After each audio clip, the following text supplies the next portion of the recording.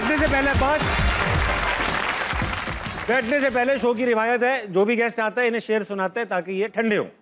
बिल्कुल सुनाते हैं आपको, और शेर मैं ग्रैटिट्यूड के ऊपर सुनाऊंगा। हर दिन आपको शुक्रिया अदा करना चाहिए, तो आज के दिन भी एक ग्रैटिट्यूड है। और शेर ये है कि निशानाबाज कोई और है, वाह, उदू कोई और, वाह वाह, किसी का तीर किसी की कमा से आता है, मुझे कमी नहीं होती कभी मोहब्बत की, ये मेरा रिस्क है और आसमां से आता है। वाह, बहुत आला बैठे। Abbas, thank you so much for being on अस्टा मनाए। बहुत दिनों से ख्वाहिश थी कि किसी बहुत ही टैलेंटेड इंसान को बुलाएं, तो हमने इतने सारे बुला लिए। ऑडियंस में बैठे ताली हो जाइए अपने लिए। अच्छा, बात ऐसे कि बचपन में सुना है कि आप एक शर्मीले यानी शायर इंसान थे, और फिर अचानक से किसी ने नलका खोल दिया और ये अचानक से चेंज किया। मैंने अक्सर सुना है कि बहुत सारे लोग जो बहुत एनिमेटेड होते हैं, इवन माई सेल्फ, मुझे जो किताबों में मिला है अपने बारे में, वो ये है कि बचपन में बहुत शर्मीला, खामोश, अचानक पता नहीं क्या हो गया। तो आपके साथ भी ये सिचुएशन थी, कैसे चेंज आया ये? मैंने हायत शर्मिला था, आपने बिल्कुल ठीक कहा। चेंज में अगर आपको एक टर्निंग पॉइंट बताऊं तो वो ये था कि मेरे से जो बड़ी वाली बहन है ना, उनके साथ मेरी बॉल लगती होती थी बचपन से। राइवलरी? हाँ, राइवलरी थी एक बहुत ज्यादा। वो डिबेटर थी, वो डिबेट्स करती होती थी, तो उसकी वजह से मुझे ये चीज़ बड़ी चुभती थी यार कि ये अगर डिबेट्स करती है तो मैं क्यों ना करूँ। सही है। मैंने 7th क्लास में सिर्फ उसकी जिद में और उसकी आड़ में स्कूल का जो इंटर हाउस डिबेट कंपटीशन होता है, मैंने उसमें पार्टेक कर लिया। सही है। और पार्टेक किया मैंने, और मेरी 2nd पोजीशन आ गई। वहां से मुझे ये एक कॉन्फिडेंस आया कि नहीं यार, तुम बोल भी सकते हो, तुम क्राउड को फेस कर सकते हो, कोई इतना बड़ा मसला नहीं है। तो पहली आप कह लें जो कदम था सीढ़ी का, वो ये वाला था।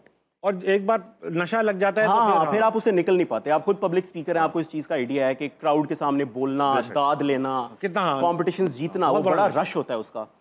तो वो उसके बाद फिर वो छूट नहीं पाया। लेकिन जो ये कंटेंट क्रिएशन वाली है, ये नलका मेरा ऑन किया था मेरी बीवी ने 2023 में। मेरी शादी हुई, और शादी के बाद उन्होंने मुझे कहा कि यार आपकी कॉमिक टाइमिंग भी अच्छी है, आपका विट बड़ा अच्छा है, सेंस ऑफ ह्यूमर बड़ा अच्छा है। तो ये और शादी के कितने अरसे बाद उन्हें अंदाजा हो गया कि ये सब अच्छा है? अच्छा, उनको अंदाजा पहले से ही था, क्योंकि मैं उनको शादी से पहले से चलता आ रहा था।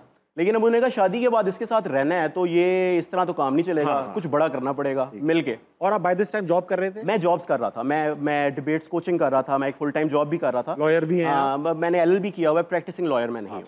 लेकिन वो उन्होंने फिर मेरा नलका ऑन किया। उन्होंने कहा कि ये अब डंडा जो है ना वो तुम्हारे सर पे है, और कंसिस्टेंसी से कंटेंट बनाओ।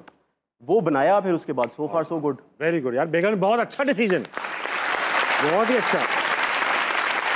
अच्छा, बात जब बनाना शुरू किया, ये सब कुछ बनाना शुरू किया, तो जो दिमाग में आया वही बन गया कंटेंट का मिजाज, या आपने प्लान किया था कि मैं इस तरह की चीजें बनाऊंगा? नहीं, मुझे लगता है कि जो अच्छी चीजें होती हैं जिंदगी में वो आप प्लान नहीं करते, वो स्पॉन्टेनियस होती हैं।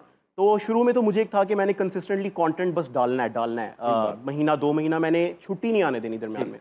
तो वो तो उसमें जो आइडिया आता था मैं उसको एग्जीक्यूट करके कंटेंट डाल देता था। लेकिन फिर आहिस्ता आहिस्ता आप फिल्टर आउट करना शुरू कर देते हैं कि कौन सी चीज़ ज़्यादा वर्क कर रही है, कौन सी चीज़ लोगों को ज़्यादा पसंद आ रही है, और फिर आहिस्ता आहिस्ता आपका एक सर्टेन स्टाइल बन जाता है। तो वो मेरे केस में भी उसी तरीके से ही हुआ। Very nice.